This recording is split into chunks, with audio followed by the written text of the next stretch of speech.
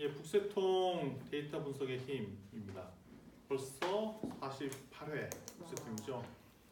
데이터 분석의 힘 이 책에 보면은 우리 대학교에 보면 대학원에 그 연구 방법론, 특히 실험 설계에 관련된 연구 방법론 때 이거를 좀 깊숙이 많이 배워요.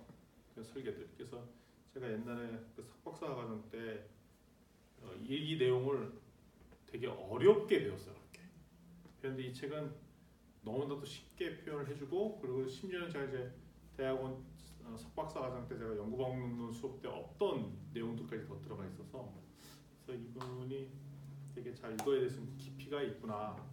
깊이가 있다는 얘기는 뭐냐면 어려운 내용을 쉽게 썼다는 게 되게 깊이가 있다는 거고, 또 반면에 이제 본인이 이걸 관련된 연구들이나 이런 것들 계속 하는 그가 있어서 이분들이 이걸 잘하시는구나라는 것들을 제가 알게 됐어요. 보통 연구자가 여기에 보면 다양한 패턴들의 데이터를 분석하는데 보통 하나만 하기가 쉽거든요. 근데 여기는 다양한 패턴들로 분석을 하는 케이스들을 설명한 거 보고 되게 좋았고, 근데 제가 이걸 보면서 이게 특별히 연구자도 이걸 잘 알아야 되겠지만 스타트업들도 이걸 많이 알아야 되는 내용인 것 같아요.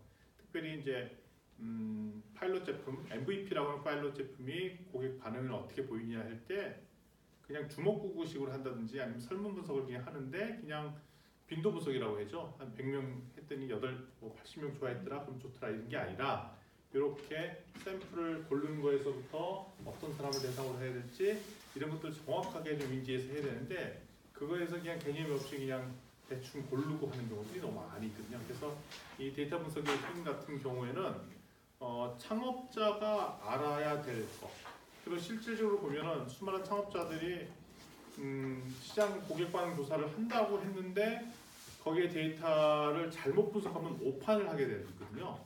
근데 그 오판의 여지에 대해서 여기서 잘 지적한 것 같아요.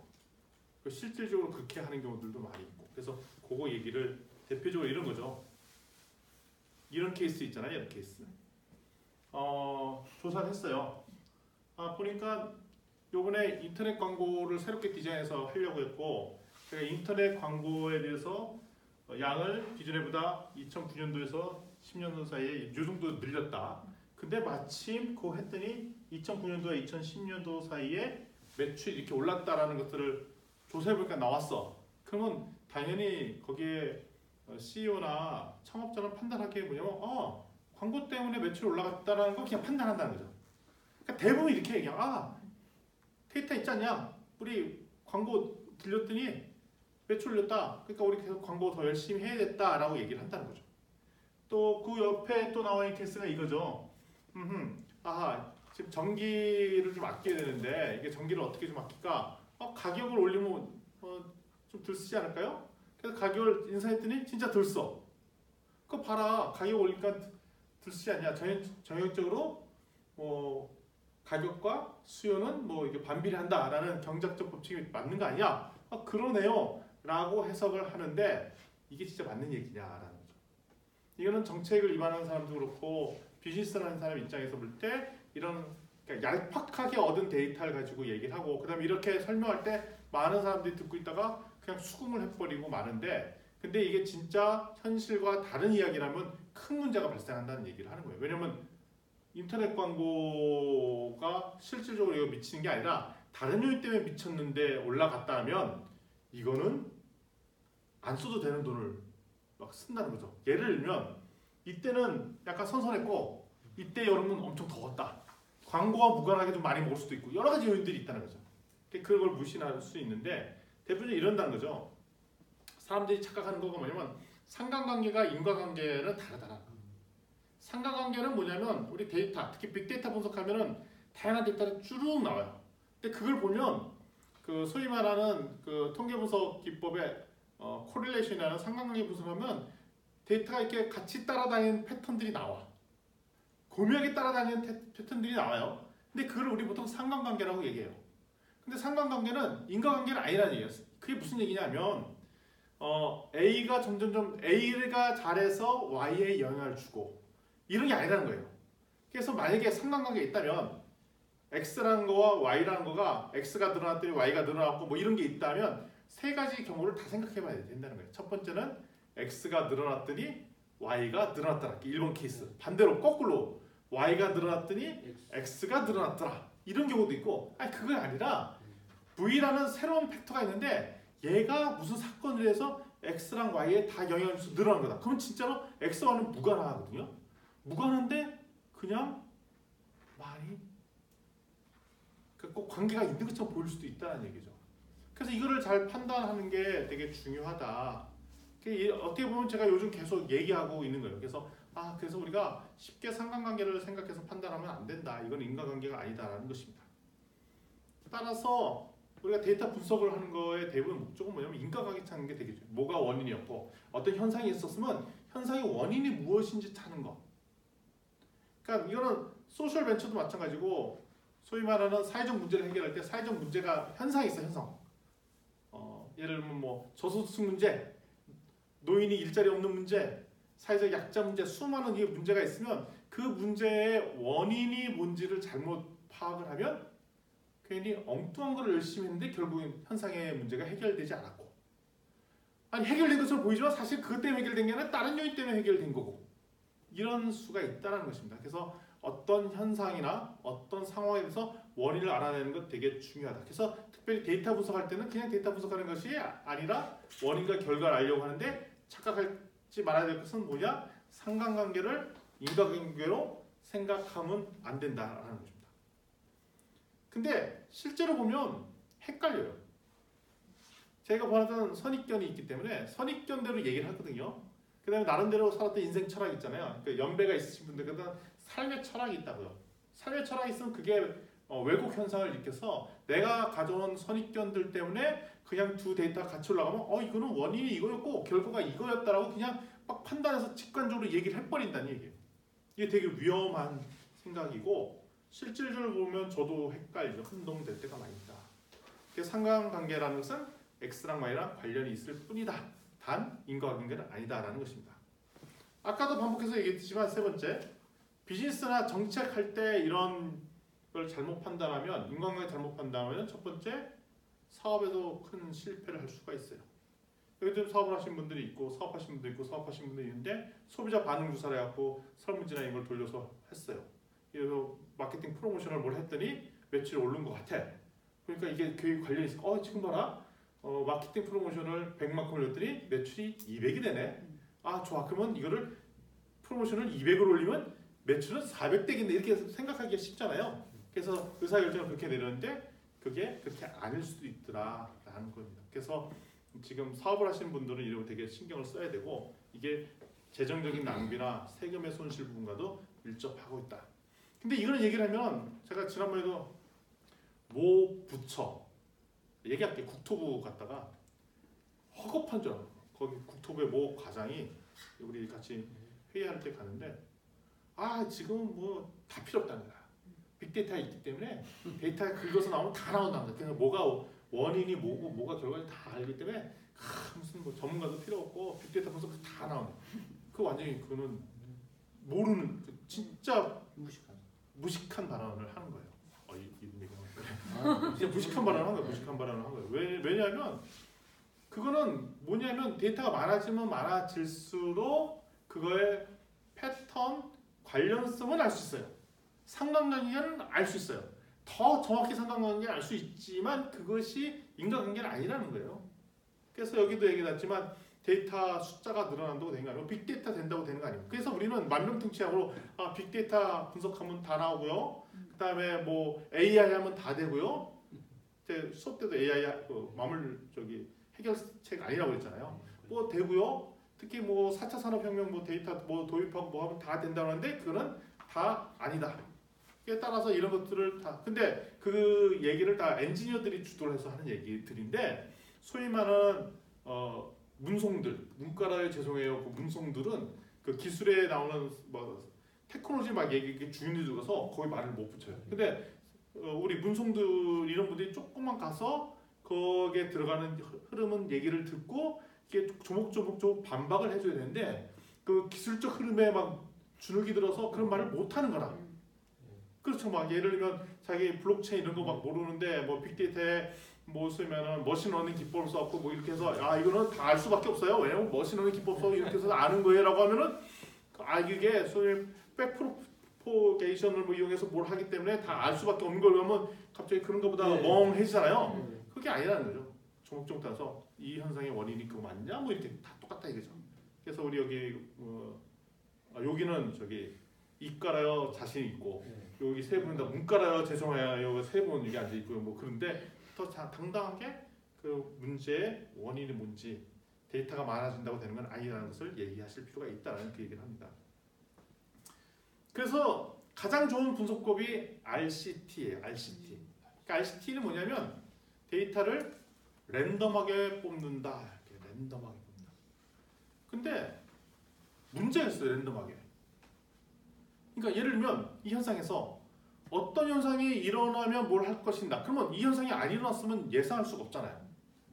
예를 들면 그걸 우리는 트리트먼트라고 하는데 트리트먼트는 처치죠. 우리 의사님들이 처방 이거잖아요.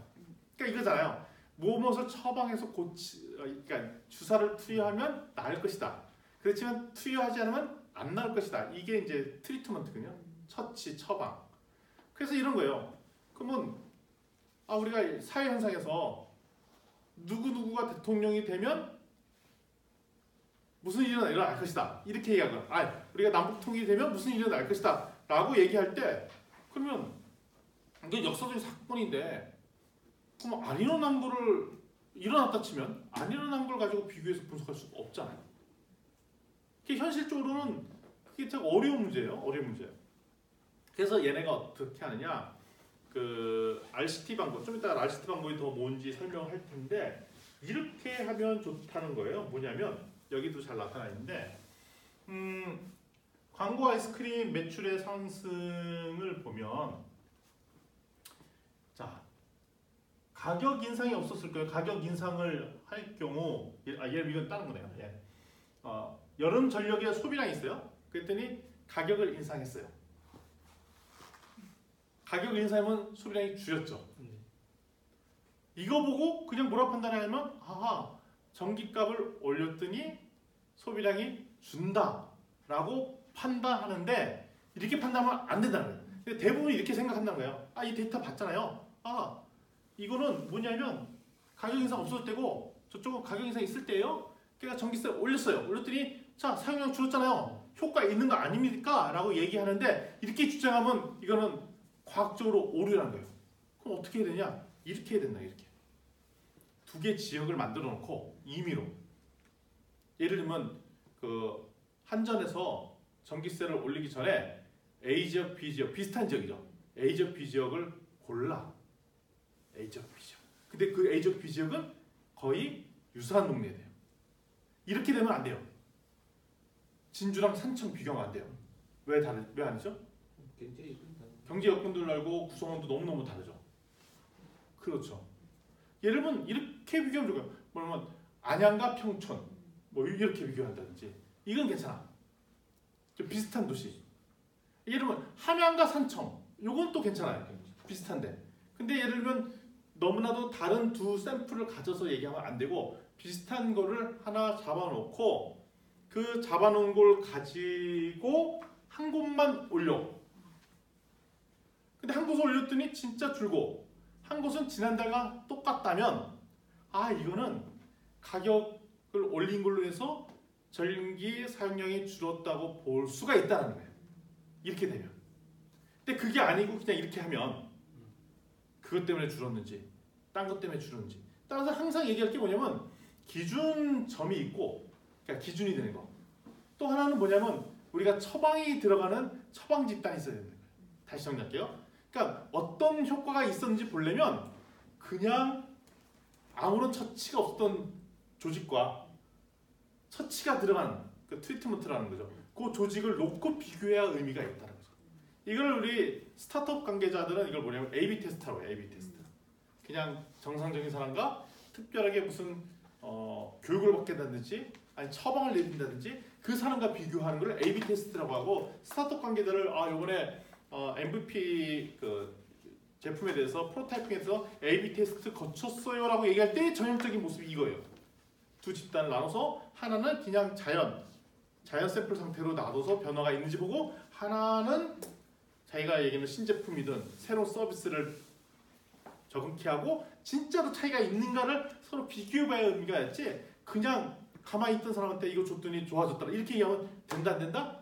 안 되더라 그 얘기를 하려고요. 따라서 이 장에서는 이게 가장 중요한 겁니다. 무작위로 납니다. 무작위. 사람은 무작위로 나는데 이때 그냥 자원자로 지금부터 우리가 실험 좀 해보려고 실험하고 싶은 사람 손 드세요라고 하면 된다 안 된다? 안 된다. 왜냐하면 실험하고 손 들라고 하는 순간 왜곡이 들어가요. 있잖아요. 뭐 해볼 사람 손 드세요 하면 저요 한 사람이 일단 기본적으로 적극적인 사람이잖아요. 그렇기 때문에 이때 항상 무작위로 해야 됩니다.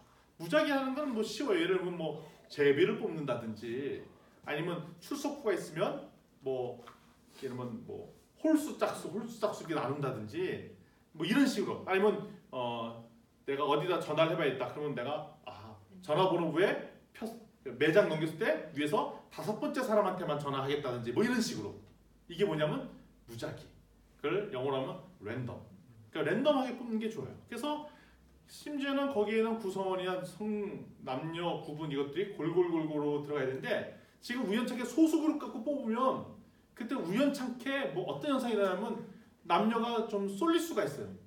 그렇죠? 사람 뽑아서 넣다 보면 나이도 막 그러니까 편중될 수 있잖아요. 그 현상을 해결하기 가장 좋은 건 뭐냐면 숫자를 늘어나면 자연스럽게 그러니까 통계학적 법칙에 의해서 랜덤하게 거의 두 집단이 비슷하게 되겠어요.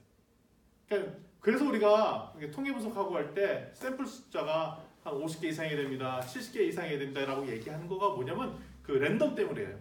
너무 소수만 이렇게 뽑아서 하면은 거기에 왜곡된 사람들이 들어갈 가능성이 있기 때문에 무작위로 뽑으려고 최소한 50개, 70개가 필요한 거예요 라고 얘기를 하는 거죠.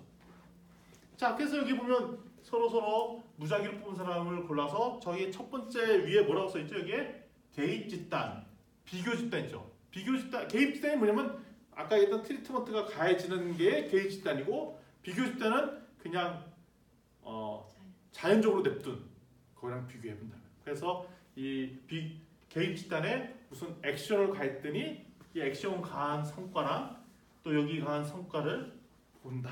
이걸 비교한다. 이게 전형적인 패턴인데 이게 연구할 때도 되게 중요한 방식이고 그다음에 정책 입안할 때도 이렇게 하고 창업자가 새로운 제품에 대해서 반응 테스트할 때도 전형적인 테스트. 그래서 이걸 스타트업 관계자는 무슨 테스트라고 한다고요? A/B 테스트라고 하는 게 전형적인 이 방법을 쓰고 있더라 이겁니다. 그러면 이때 전제 조건이 있어요. 요 집단과 요 집단이 비슷해야 된다고 했죠? 그 비슷한 걸 어떻게 볼 것이냐? 이렇게 보면 돼요. 이 집단의 구성원들의 예를 들면 그 질문 포인트들 다 잡아놓고 물어보는 거죠. 비교 집단의 평균값, 그러니까 개입 집단의 평균값. 그랬더니 뭐 방의 수, 집집마다 에어컨 대수 뭐 이런 거 다 얼추 보니까 비슷하고 여기 보면 표준 편차, 평균 뭐 이런 거 냈잖아요. 딱 보니까 누가 봐도 대충 비슷하네 라고 판단이 되는 거죠. 근데 여기 봤더니 한쪽에 너무 쏠렸어. 이 A라는 집단에는 더 부자가 더 많이 들고 이거 했다면 뭔가 샘플링 할 때 문제가 생겼다는 거예요. 그래서 요게 되게 중요해요. 그러니까 요 전제가 어그러지면 A/B 테스트가 어그러진 거예요. 무슨 얘기인지 아시겠죠? 그래서 진짜로 해봤어요. 해봤더니 어떻게 했느냐 23엔으로 올려보고 뭐 이런 것들을 했죠. 실험전 가격이 23엔이었어요. 그래서 두 집단을 나눠서 50엔을 올렸더니 요만큼 덜 써. 여기 보니까 얼마요? 100엔을 올렸더니 더 덜 써. 여기 보면 150엔을 올렸더니 더 많이 덜 써. 그게 판단을 할 수 있다는 거예요. 가격이 전기량에 쓰는 거에 영향을 준다. 어차피 같은 결과가 나왔지만 이렇게 해야 같은 결과를 쓴다라고 얘기를 할 수 있지. 그렇게 안 하고 얘기하는 것은 소위 말하는 글쎄 진짜 그럴까? 난 모르겠네 라고 얘기가 답이라는 거죠. 정명을 해주는 거네 한계가. 네. 뭐 우연히 맞을 수도 있고 아니면 다른 현상 때문에 맞을 수도 있고 여러 가지 왜곡 현상이 순주 있을 수 있는데 그거를 제거하려면 이렇게 한다는 거죠. 이렇게. 그래서 심지어는 그 책에 재미난 사례가 있어요. 오바마 대통령이 그 소위 말하는 그 어떤 사이트에 가입시키는 거 운동할 때도 선생님은 뭐 문구를 당장 가입하세요. 그냥 가입하세요. 궁금한 거 더 물어보세요. 어떤 문구를 쓰면 좋을까라고 이렇게 그러니까 웹사이트를 만들어 놓고 A안 이렇게 하는 거, B안 이렇게 하고 C안, D안 이렇게 만들어 놓고 뭐 이런 거 홈페이지 요번에 그 소위 말해 제가 요번에 만든 홈페이지가요. 그 더 많은 유권자들 유치하는 게 목적입니다. A안, B안, C안 만들었어요라고 얘기할 때 보통 어떻게 하느냐? 거기에 의사결정자 모여갖고 이렇게 대충 이게 좋은 것 같은데 저거 근데 회의에서 결정 이거 딱딱딱 뚫린다고요. 대부분이 그렇게 해요. 당연히 그렇죠. 저희도 그렇고 이거 어떻게 하는데 내가 그러면 이제 내가 옛날에 이거 해봤더니 이렇게 더 좋은 것 같아 이렇게 얘기하지 고객 반응 안 본다는 거죠. 그래서 얘를 어떻게 했느냐 이 책에 잘 나타나는데 심지어는 홈페이지를 만들어서 A안, B안, C안을 이렇게 D안을 만들어서 이것도 비교 집단과 A시안, B시안, C시안, D시안을 놓고 실제로 샘플된 지역에서 자유롭게 테스트를 하도록 했더니 결국은 특정한 D안이 선정됐더라. 이렇게 되는 거죠. 이게 되게 시사한 점이 많아요. 근데 이런 거가 되게 과학적 사고인데 상대적으로 우리나라가 이게 좀 약해. 그래서 막 주먹구구식으로 막 하고 제가 이제 저기 어디 에리츠 소셜벤처나 이런 팀이랑 같이 코업하면서 1년 동안 멘토링 하잖아요. 그러면 이제 A/B 테스트나 이걸 하라고 하면 엄청 하기 싫어해. 예상했으니까 이걸 반응 테스트 보고 이거 비교한 결과 보자 그러면 막 안 해. 인터뷰 하나 할까 무서워해. 뭐 이런 거죠. 귀찮아하고.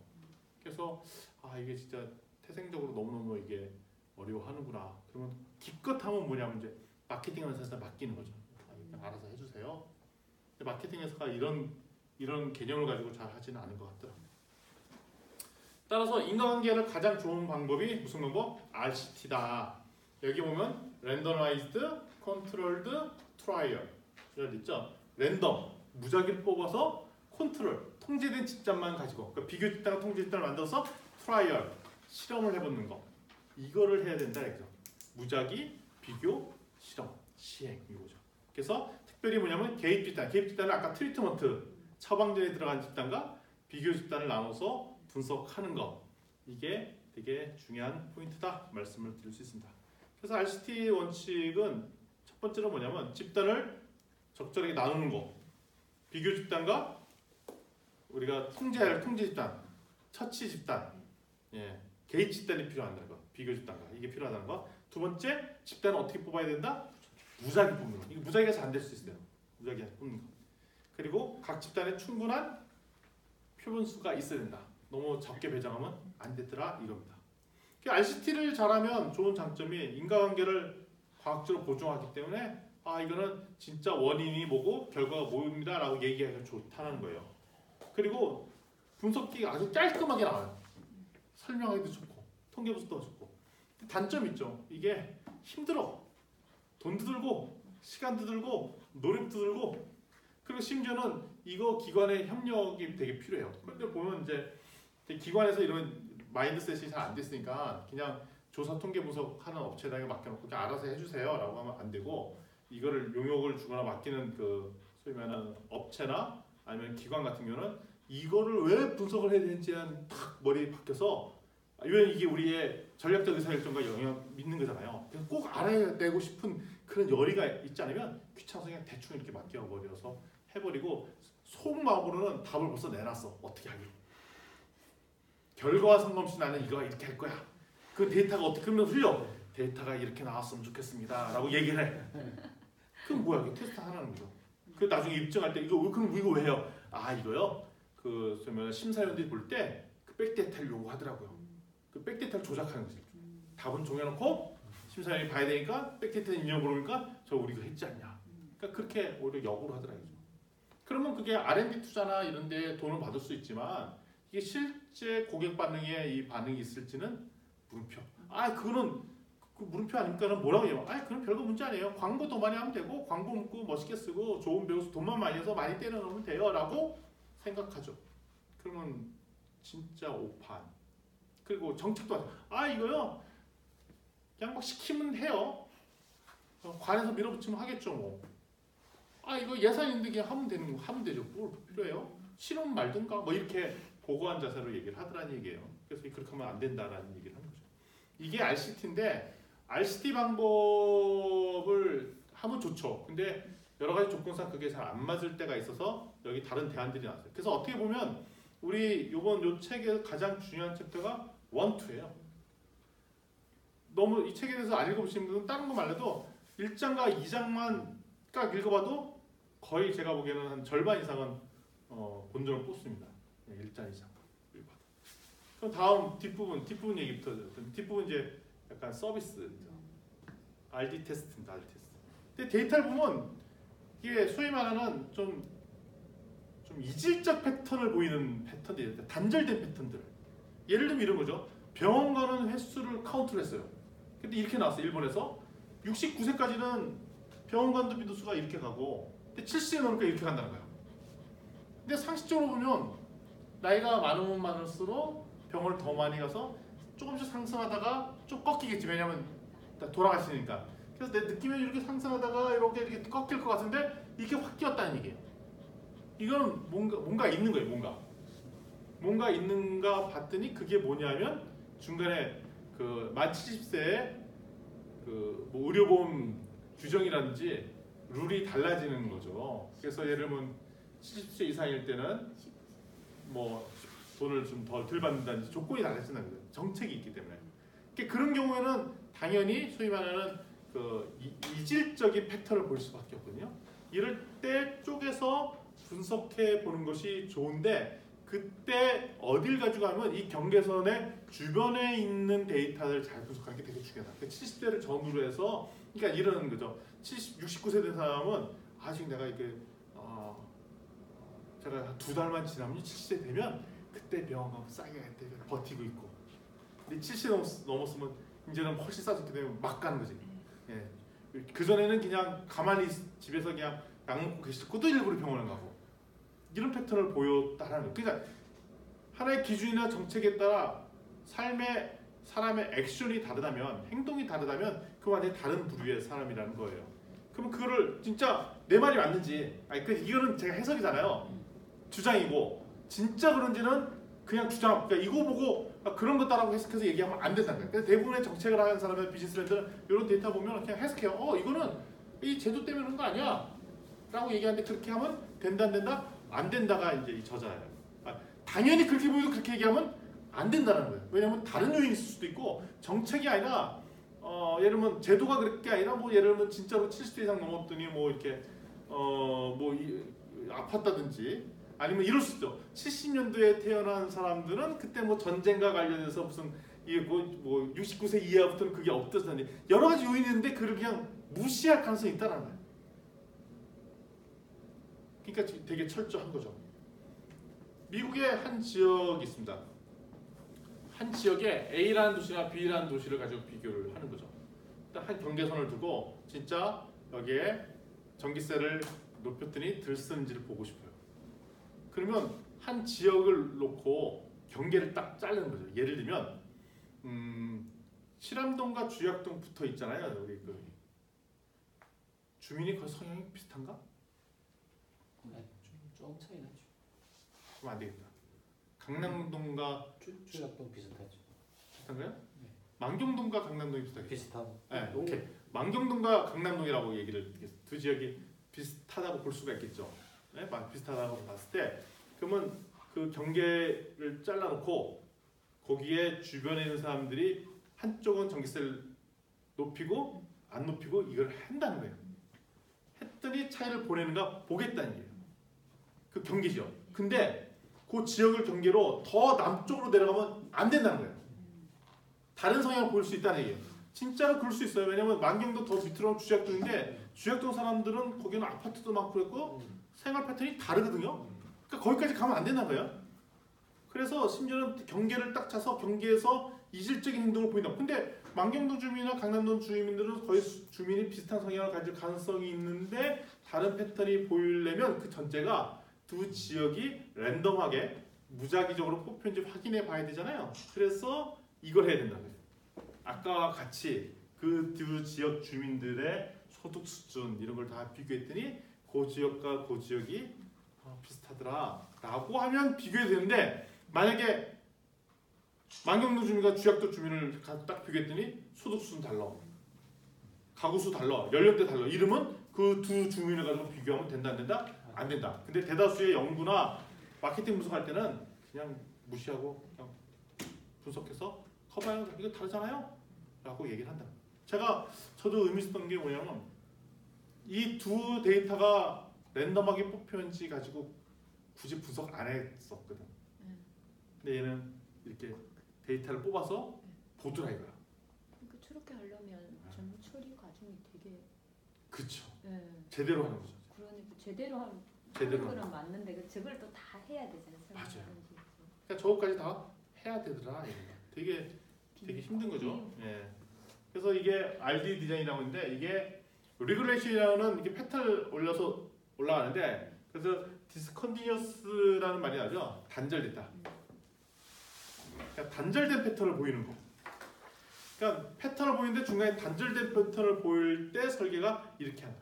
근데 이건 언제 하냐?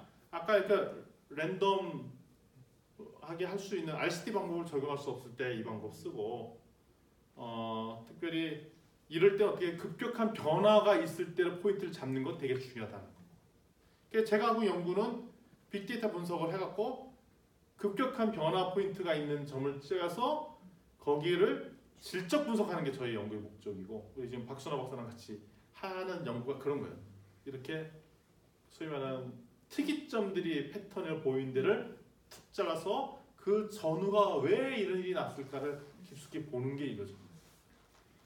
그래서 RD 디자인의 기본적인 원칙은 뭐냐면 한 가지 A라는 요인으로 인해서 어떤 변화가 있는지 찾는 것. 이게 첫 번째고요. 그리고 뭐 때문에 또 변하지 않는지도 검증하는 게 또 원칙이에요. 이게 좋은 점은 뭐냐면 가정만 잘 만들면 앞에 나오는 이게 전제 조건만 잘 맞으면 무슨 좋으냐면 소위 말하는 경계선 주변에서 A라는 패턴 비포 애프터를 딱 대비해서 보면서 소위 말하는 이 사람들이 왜 이런 액션들을 하고 이런 행동들을 했는지에 대해서 좋은 특이점들을 발견할 수 있다는 게 되게 좋고 그다음에 이거는 데이터 분석하면 그래프로 쫙 보여주기 때문에 눈으로 확인하기 딱 들어서 쉽게 인지적으로 판단하기도 참 좋아요. 그래프도.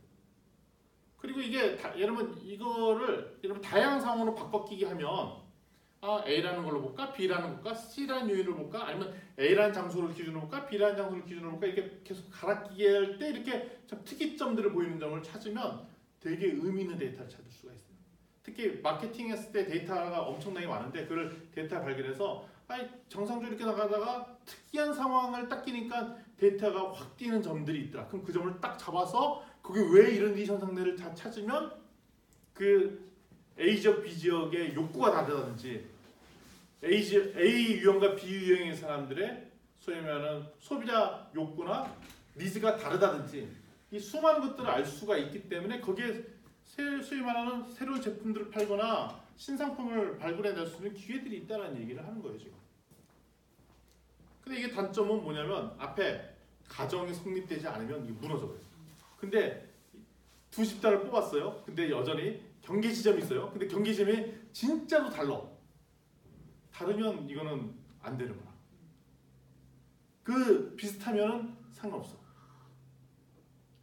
이게 잘못하면 또 이게 지역 약간 비하성만을 눌릴 수 있어서 그걸 잘 해야 되더라.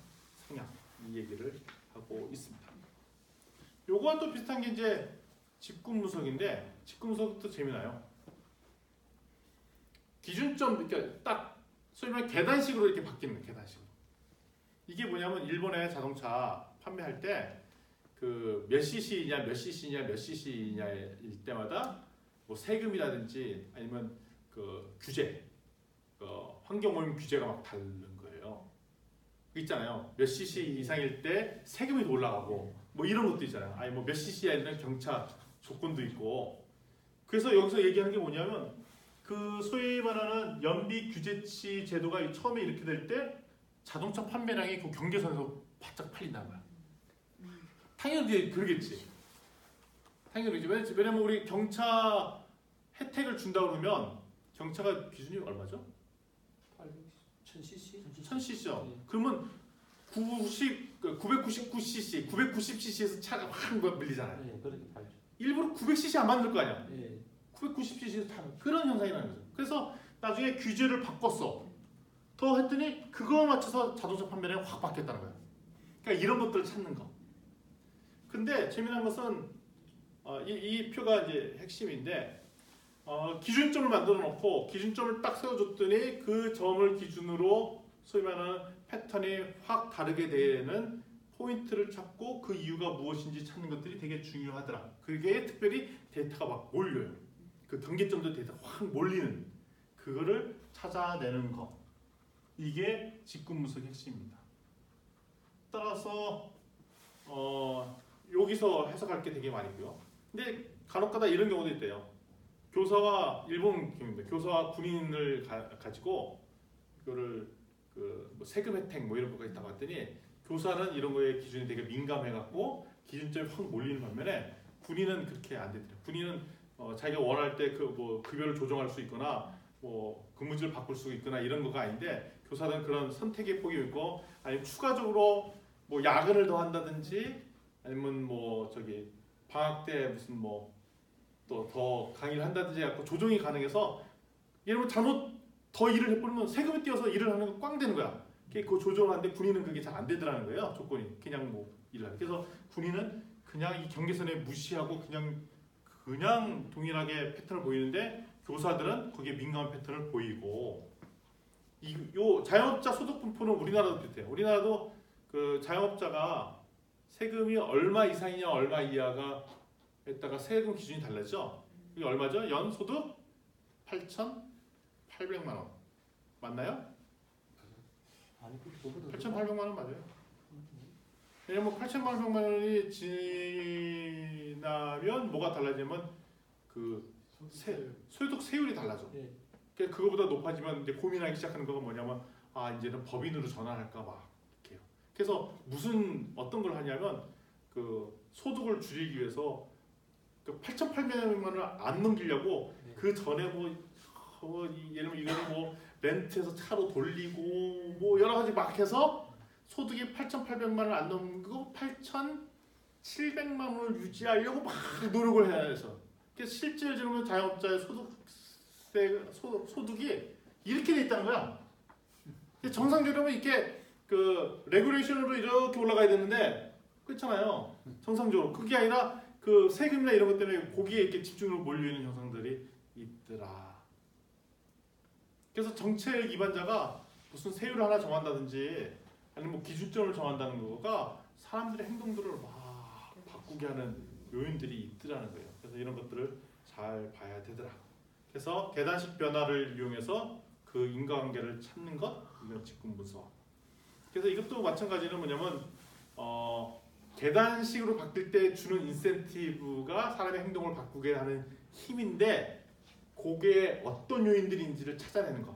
아까 세금 규제, 소득세 뭐 이런 것들 있잖아요. 뭐 이런 것들의 요인들을 찾아내는 게 되게 중요하고요. 그다음에 이거에 따라 첫 번째 계단식으로 패턴이 변하는지를 봐야 되고 그거에 따라 특별히 이제 경계선을 바꾸는 그 시점에 데이터가 확 몰렸잖아요. 아까도 그 사람들과 그 전 사람들을 이렇게 비교를 해보면 이 변화에 따라 어떤 반응이 어떻게 되는지를 알아야 따라 세금을 조정한다든지 아니면 정책을 바꾼다든지 아니면 사람들한테 무슨 행동을 하도록 유도한다든지 아니면 될 수 있도록 법인으로 전환하도록 유도한다든지 다양한 의사결정할 수 있는 패턴들이 나올 수 있더라. 근데 이런 거 고민 안 하고 그냥 국회의원들이 세율이나 이런 걸 확 정할 때 왜 이렇게 정했냐? 느낌이 좋아서요. 왜 이렇게 정했냐? 옆 나라에 일본은 7%고 중국은 9%니까 우리는 8% 해야 되는 거 아니겠냐? 뭐 이렇게. 왜 등록금을 이렇게 인상합니까? 예, 경상대는 요번에 3% 인상했으니까 우리는 그보다 낮은 2.9%입니다. 왜요? 거기다 조금은 낮아야 되니까. 뭐 이러면 안 된다는 얘기를 하는 거예요. 그래서 직군분석의 장점은 뭐냐면 앞에 이런 가정만 잘 만들어 놓으면 이것도 딱 보면 그래프만 봐도 이해가 되잖아요. 해석하기가 되게 좋아요. 그리고 아까 RCT로 해석 못하는 것도 이걸로 해석할 수도 막 있어요. 그렇죠. 보통은 정상적으로 뭐 이렇게 성장하는 모습을 보이는 게 패턴인데 이렇게 보면 뭐 성장하게 이렇게 훅 뛰었다 하잖아요. 이런 현상들을 그러니까 대부분 현상은 이런 현상들이 더 많아요. 뭐냐면 정상적으로 뭐냐면 소득이 늘면 지출이 는다 이렇게 돼야 될 것 같은데 그게 아니라 실제로는 여러 가지 세금이나 제도나 이런 것들 때문에 이렇게 휙 뛰고 이게 아까 자영업자의 소득 수준은 점점 이렇게 리니어하게 올라가는 게 정상일 것 같은데 리니어하지 않다는 거예요. 그래서 오히려 이게 현실적으로 더 맞을 수 있다라는 거예요. 이거에 대한 이해했죠. 근데 약점이 있죠. 앞에 얘기했던 그 계단식 올라가는 그 포인트를 잘못 잡으면 엉뚱한 분석할 수도 있고 이상한 분석할 수도 있고 있으니 현실을 잘 봐야 되더라. 오히려 빅데이터 분석은 이 패널 데이터에 이용하면 잘 활용하기 좋아요. 패널 데이터. 패널 데이터는 많이 들어봤죠? 기존에 있는 데이터예요. 그리고 지금 정부에서 그 정부에 있는 데이터 공개 많이 하거든요. 근데 그 공개되는 데이터의 상당수는 패널 데이터예요. 따라서 우리 농민들이나 그 마케터들이나 이런 분들이 기존에 시장 데이터가 없습니다라고 얘기할 때 그걸 확보할 수 있는 데가 어디냐면 공공 분야에서 그 데이터를 공개를 해놓은 게 되게 많이 있거든요. 그 데이터가 또 감사하게도 과거부터 현재까지 이렇게 축적된 데이터를 갖고 있는 데가 꽤 있어요. 그거 데이터를 이용해서 분석하면 좋은 시작점이 나타날 수 있는데 예를 들면 연도별로 쭉 있기 때문에 한 20년간 데이터더라. 그래서 A 집단과 B 집단을 봤어요. 봤더니 특정한 시점부터 데이터가 이렇게 바뀌더라. 그럼 우리가 요거 갖고 뭘 추정해 볼 수가 있죠?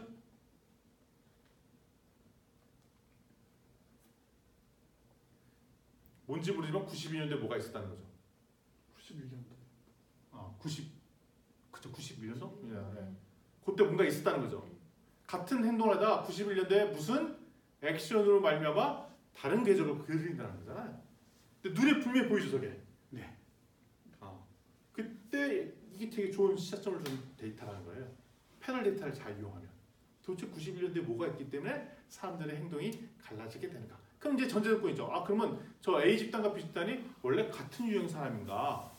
그러면 올라가게 된 데는 그 집단만 줬던 특별한 행동이 있었던가만 봐야 될 거잖아요.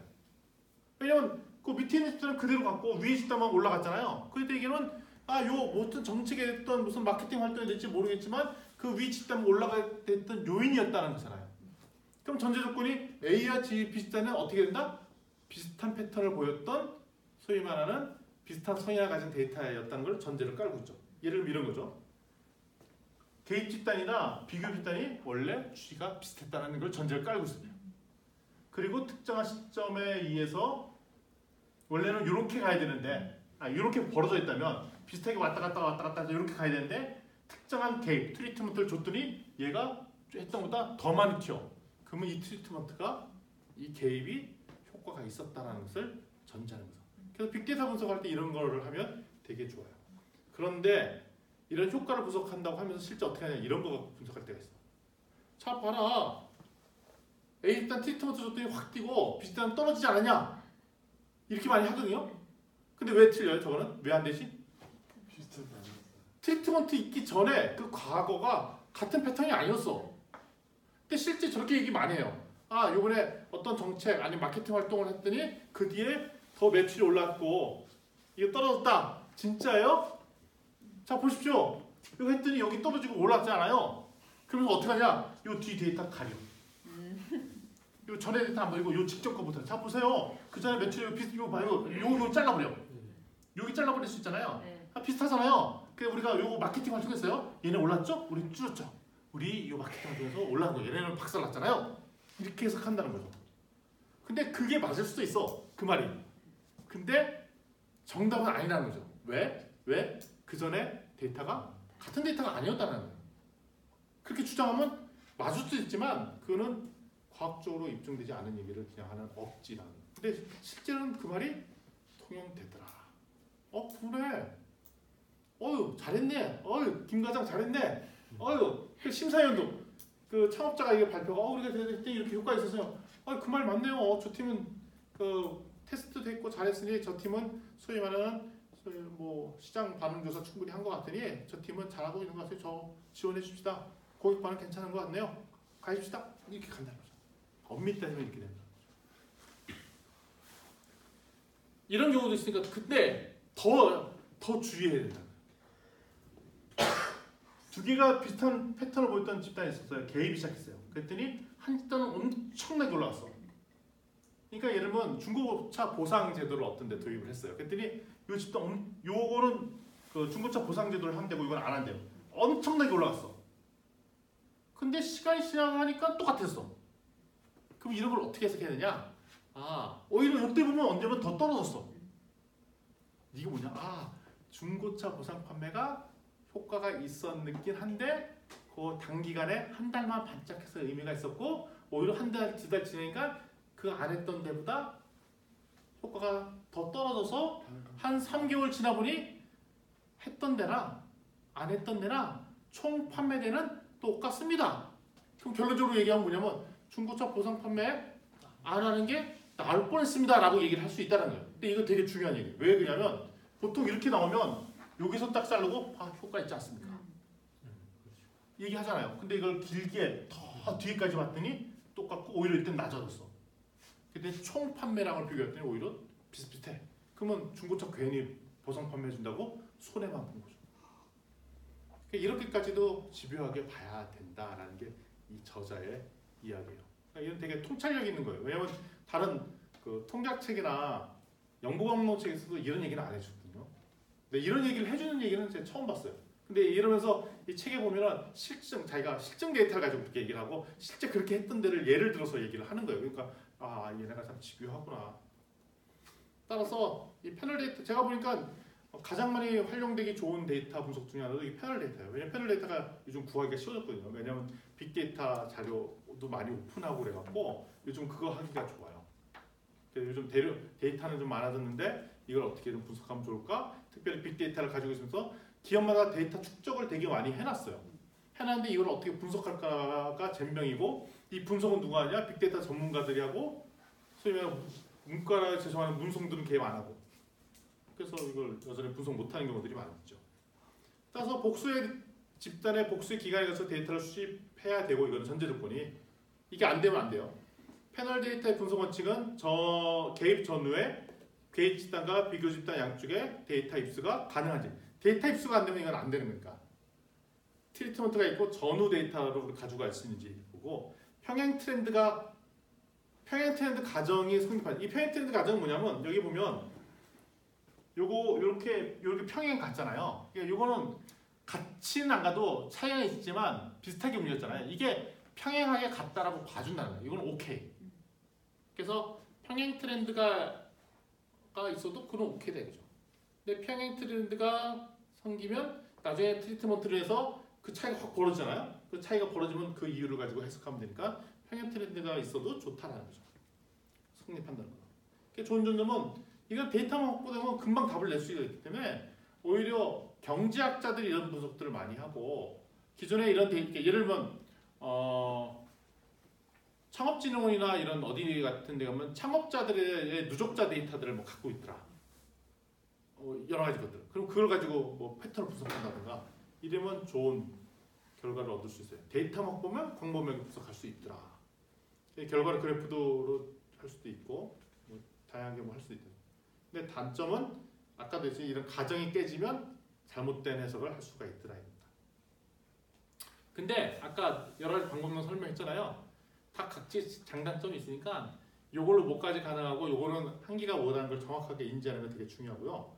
그다음에 외적 타당성과 내적 타당성을 고민하는 게 중요한 것 같아요. 외적 타당성은 뭐냐면 내가 요 실험에서 이렇게 얻었는데 이거를 다른 케이스나 다른 환경에서 적용해도 말 될 것 같은지가 외적 타당성이에요. 왜냐하면 여기서 얻은 시사점 가지고 다른 사업이나 다른 환경일 때도 또 적용해 봐야 되잖아요. 그때 얻어야 될 게 외적 타당성이죠. 그래서 연구가 좋으려면 아까 일관성 있게 뭐 트렌드도 맞고 이건 내적 타당성 얘기고 내적 타당성도 확보해야 되지만 외적 타당성도 같이 고려해야 된다. 그리고 또 중요한 거는 뭐냐면 이거 하려면 데이터 분석 이거 대충 데이터 분석가만 이 짓 하고 있는데 데이터 분석가만 하면 안 되고 각종 이해관계자 그러니까 정책을 위반한 사람, 사업가 이런 사람들도 이거 해야 돼요. 그러니까 사업가가 이거에 대한 감각이었으면 그 사람은 데이터 관리 안 한다라고 볼 수 있고 만약에 그렇게 되면은 편향된 데이터가 갈 수 있어요. 왜냐면 막 용역을 주잖아요. 이런 결과가 나왔으면 좋겠네라는 걸 암시하고 주잖아요. 그러면 그렇게 데이터가 만들어져. 왜냐면 만들어지는 게 아니지. 해석을 그렇게 해버리니까. 잘라서 보면 그렇게 되거든요. 충분히 그럴 수 있죠. 표현된 분석 결과 충분히 나와요. 그래서 통계하고 사기친다라는 얘기를 많이 하잖아요. 가능한 얘기라는 거지. 근데 아까처럼 그렇게 자르면 자 보세요. 우리 입장에서도 볼 때도 그런가 보다 하고 넘어가지. 그냥 갑자기 바보 될 가능성도 있어요. 그래서 본인이 사업을 하시거나 아니면 컨설턴트가 되거나 이럴 때 데이터를 제시해주고 이런 걸 봤을 때 우리가 이런 감각을 가지고 정확하게 얘기를 해줄 필요가 있습니다. 특별히 주의할 게 우리 트리트먼트라는 그 집단 있잖아요. 하다 보면 그 비교 집단 있잖아요. 거기도 영향받을 수 있어요. 아, 요거 실험하는 겁니다. 할 때는 우리 그 실험 대상 녹이고 여기 비교 집단이니까 괜히 여기도 비교 집단 아닌 우리 그냥 비교 집단인데 괜히 애들이 평소에 또 더 열심히 해. 이럴 수 있거든요. 그래서 또 왜곡이 발생할 수 있으니까 여러 가지 것들 잘 고려합니다. 지금부터 학생들이 얼마나 공부 열심히 하는지 이런 패턴들을 보려고 합니다. 그래서 네. 여기는 특별한 공부법을 주시하고 여기는 그냥 평상시대로 공부합니다라고 실험해. 그랬더니 얘네들이 평상시대처럼 안 해 행동을 우리 안 하던 애가 막 공부해. 그럼 안 되잖아요. 그러면 실험이 안 되잖아요. 근데 그럴 여지가 충분히 있으니까 조심해서 해야 된다. 그래서 전에 브라인드 테스트를 하는 거가 왜곡 안 주려고. 왜냐면 브라인드 테스트가 안 되면은 보는 순간 선입견 때문에 다른 행동을 하기 때문에 되게 그런 주의를 해야 된다. 따라서 이거는 아까 그 얘기했던 그대로네요. 예, 이 정도 선에서 정리하도록 하겠습니다. 예, 48번째 북새통 여기서 정리하도록 하겠습니다. 수고하셨습니다.